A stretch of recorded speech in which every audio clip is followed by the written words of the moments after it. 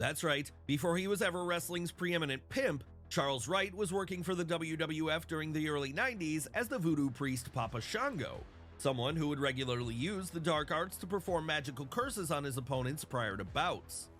Obviously then, this is a far cry from the guy who was bringing hoes down to the ring every week during the late 90s, and it's also a far cry from the real-life character of Wright, someone who himself was the owner of a gentleman's club in Las Vegas. But even if it was a total 180 from what he'd normally be, the Nevada-born star was able to make it work by fully buying into the whole thing, so much so that he'd even adorn himself in ring gear and face paint heavily inspired by the character of Baron Samedi in the James Bond film Live and Let Die.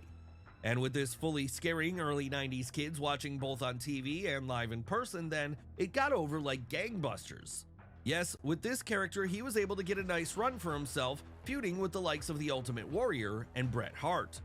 Sure, the thing he's most memorable for now might be the time he missed his cue to do a run-in during the main event of WrestleMania 8, but that shouldn't suggest the Voodoo Priest isn't worthy of a spot in today's video.